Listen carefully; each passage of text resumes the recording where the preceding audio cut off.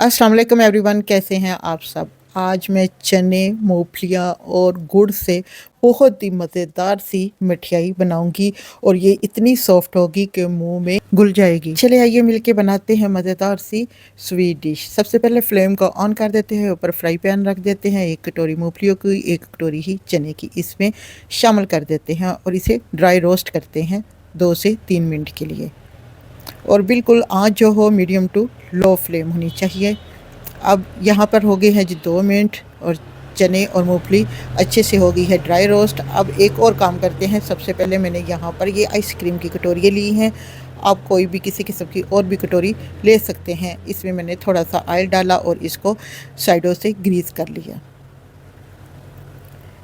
ये जी, इनको ग्रीस करने के बाद इनको रख देते हैं एक साइड पे और दोबारा से चूल्हे की फ्लेम को कर देते हैं ऑन और ऊपर रख देते हैं फ्राई पैन में 1 टेबलस्पून शामिल कर देते हैं ऑयल का और 1 कटोरी ही इसमें शामिल कर देते हैं गुड़ की। गुड़ को मैंने छोटे छोटे पीसेस में कूट लिया था।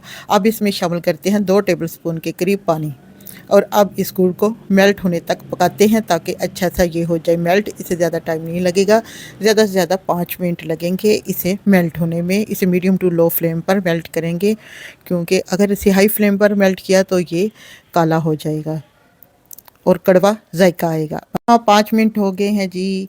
गुड़ भी मेल्ट हो गया है अच्छा सा। ये देखिए जी, बहुत ही ज़बरदस्त गुड़ हो गया है मेल्ट। अब इसमें शामिल करते हैं चुटकी भर मीठे सोडे की। फिर से इसे मिक्स करते हैं तेज़ी से।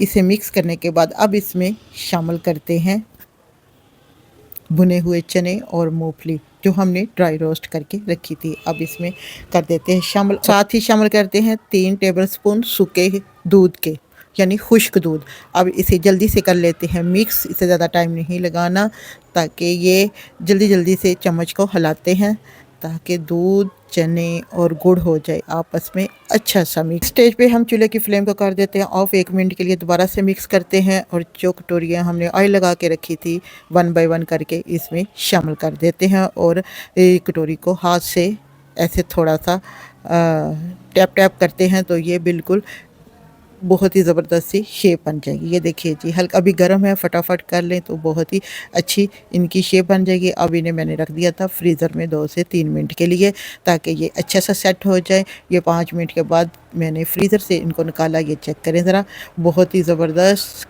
कलर भी आ गया है और बहुत ही मज़े की ये बनकर हो गई है रेडी। अब मैं इन कटोरियों को काट लूँगी साइडों से और ये देखिए चक्की की तरह बन चुकी है। लेकिन ये वो चक्की नहीं मैंने बनाई, ये बहुत ही सॉफ्ट है, हाथ से बहुत ही आराम से ये टूट जाएगी। अगर आपको ये रेसिपी अच्छी लगी दोस्तों तो फिर इसे लाइक कमेंट्स करना मत भूलिएगा। सर्दियों के आने से पहले ही ये रेसिपी बनाकर रख लें, बहुत ही मज़ेदार ये रेसिपी बनती है। अगर आप मेरे चैनल पर नए हैं तो काइंडली मेरे चैनल को सब्सक्राइब कर लें और फैमिली फ्रेंड के साथ भी इस रेसिपी को शेयर करना मत भूलिए। मैं यहाँ पर चेक करती हूँ कैसी बनी है।